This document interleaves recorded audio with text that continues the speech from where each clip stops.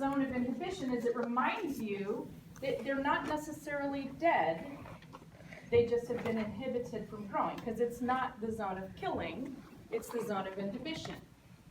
So this will tell you after you grow it, right, whether or not they've been inhibited. Now the reason you can't tell whether or not they're dead is because you never tried to grow these bacteria not in the presence of that chemical. They've always grown in the presence, right? These bacteria have always been in the presence of that chemical, so all we can say for sure is they've been inhibited from growing. Because when we put them on the plate, they were alive, and they could still be alive, right? They could be alive, they could just be alive and not capable of undergoing binary fission. So this diffusion method allows us to test for the bacteriostatic properties of a given disinfectant or antibiotic, and you're going to get to do both of these things. You will be using everybody will get assigned an organism, everyone will get assigned 4 antibiotics and 1 disinfectant, and you will expose your bacteria to those 5 chemical agents and see whether or not they are inhibited by them. Now, clinically, when a bacterium is inhibited by an antibiotic, we say it is sensitive to the antibiotic. Meaning, right, so this happens to be an antibiotic called Optochin. So you would say this is sensitive to Optochin, which means that you could use Optochin to treat that bacterial infection.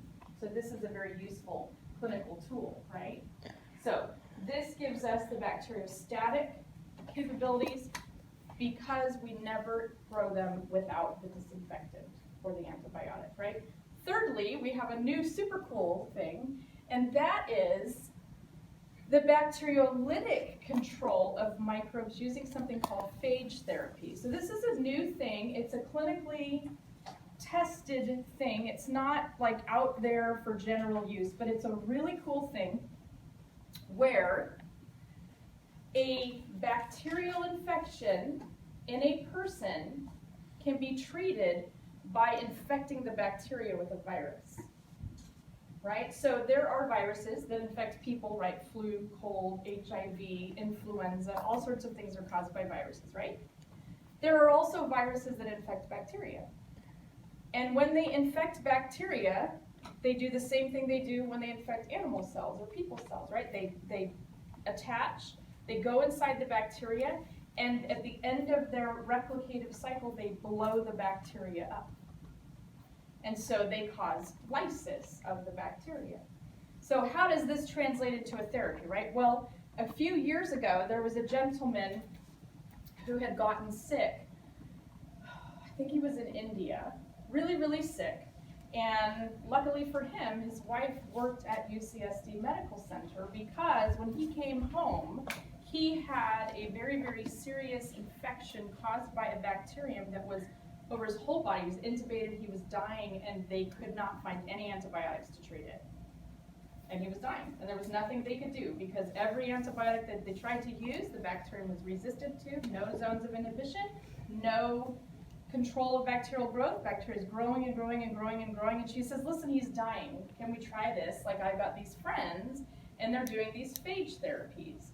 And what they do is, they take the bacteria that's causing your illness, they put it in a test tube, and they start infecting it with viruses. And when the viruses are able to attack it, they will blow it up. Now for this guy, what that meant is, these guys were his friends, they were his allies, right? These little purple guys, this is a scanning electron micrograph of this guy. These little guys, right, you can actually take them therapeutically, and they blow up the bacteria that are causing your infection, and they cure your infection. And they cured him, and he survived, and he thrives, and he's great, right? He's not the only person that this has been done on, right? This phage therapy has been done in lots of clinical trials. Like I said, it's not yet been approved for widespread use, but they're having really amazing results. These are just some experimental phage therapies. I'm not going to ask you any particular one, which is if you think, oh, that's interesting, or maybe you think, well, that's gross, right? But what you have to remember is, this is not a virus who can attack you. This is a virus who attacks the bacteria that are attacking you, right? So the enemy of my enemy is my friend. So they're your friends. Yeah? So did those viruses, like, they live on him now? Or? No, they're gone. Once the bacteria are gone, see, here's the other beautiful thing. Once the bacteria are gone, there's nothing for the virus to grow in. Because he can't infect, the virus can't infect human cells. So they've done lots of studies.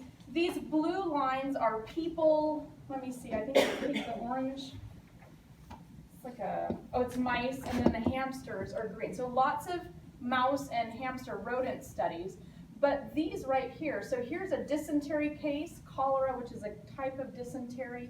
And then this was a really neat one. This was a diabetic person who had a foot ulcer that would not heal, right, which is really common in people with uncontrolled blood sugar, right, because high sugar levels, when they get into your teeny tiny capillaries, it damages the capillaries and kills them, and so you end up, you like cut your foot. A lot of diabetics also have peripheral neuropathy, so they can't feel the cut, they don't know the cut's there. And it starts festering because there's no blood vessels there, which means the immune system can't come in. And they don't know because they can't feel it, and then all of a sudden, right, they go to the doctor, or someone happens to see or smell a lot of times, they're sore, and they go, oh dear, right? Now, the problem with a foot ulcer is that if it does not heal, you have to amputate the tissue that foot ulcer is in. And because you're dealing with a person who's diabetic, so let's say this is the foot, right? Because I don't want to pick my leg up and stick it on the counter. But let's say this is where the ulcer is, right? So most likely all of the vasculature all the way up the leg is damaged. So if you amputate here, this will not heal. And if you amputate here, this will not heal. You have to amputate up here, because this is the last place where you have good blood vessels, good vasculature, and tissue that's healthy enough to heal. So someone can go in for a foot ulcer on their heel and come out with an amputation above their knee. So this was very exciting because this was a multi-drug resistant Staph aureus foot ulcer, right? Because this guy had had foot ulcers before. They treated him with antibiotics. When we treat with antibiotics, we increase antibiotic resistance. And they couldn't figure out what to do, and they were going to amputate his foot, and they said, let's try this phage therapy. And it cured his foot ulcer, and he didn't have to have his foot amputated, which was awesome, right? Because it's much better to have your foot than to have a prosthetic. Yes? What does this graph show? What is the number? So this is the success of these. So that happened to be one person, but they've treated several cases of cholera and dysentery. So this is the rate of healing, or not healing, what am I trying to say? Curing of those infections. So not all of them have super great success, but some of them do. And the good thing is these are all areas where there wasn't any treatment. So these are, infections where you're like, sorry, go home and have fun. I don't know what to do for you because I can't fix you, right?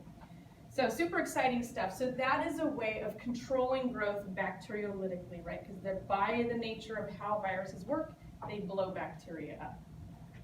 So as a general note, general rule, your book has these categories from most resistant to least resistant. And I agree with most of it except for this right here, right? So the very most resistant thing